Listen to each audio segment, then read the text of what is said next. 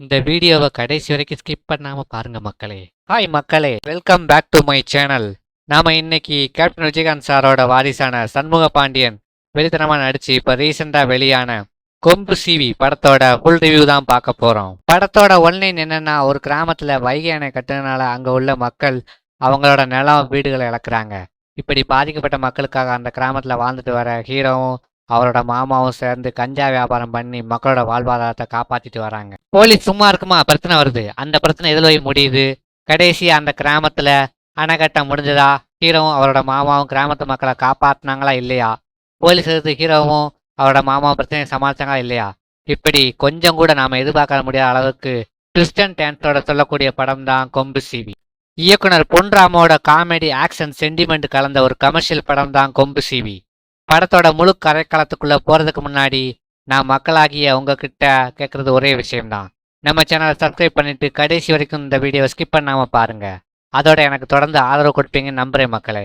சரி வாங்க வீடியோக்குள்ள போலாம். படத்தோட ஸ்டார்டிங்லேயே 1996 காலகட்டத்தில் ஒரு கிராமத்துல ஊரே தண்ணி இல்லாம விவசாய நிலம் காஞ்சு போய் கிடக்குது. அப்பதான் நம்ம படத்தோட ஹீரோவான சண்முக பாண்டியன் என்ட்ரி கொடுக்குறாரு. கூட அவரோட முறை மாமனான சரத்குமாரும் வராரு. சொந்த மண்ணில் விவசாயம் பண்ண முடியுங்கிற விரக்தியில இருக்காங்க. ஒரு சீன்ல அரசாங்கம் இவங்களோட நிலத்தை ஏதோ ஒரு காரணத்துக்காக அபகரிக்கன்னு வராங்க. அப்ப நடக்கிற வாக்குவாதத்துல தான் நம்ம ஹீரோவோட கோபம் தெரிய வருது.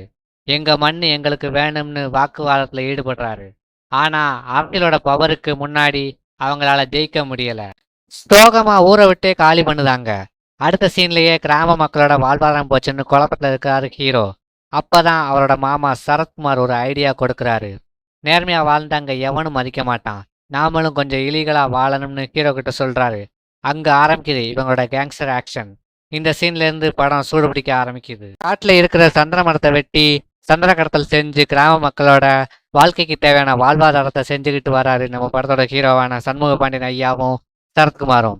ஒரு சீன்ல போலீஸ் செக் போஸ்ட்ல இவங்க போடுற வேஷம் சிரிப்பு சத்தத்துல தியேட்டரே அதிருது.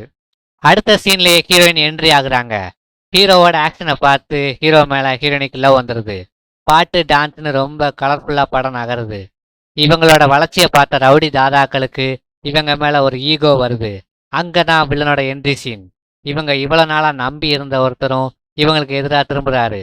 போலீஸ் ஒரு பக்கம், ரவுடி தாதான்னு ஒரு பக்கம். இந்த ரெண்டு பேரும் ஹீரோவுக்கு ஸ்கெட்ச் போடுறாங்க. ரவுடிக்கும் ஹீரோவுக்கும் பயங்கரமான ஃபைட் நடக்குது.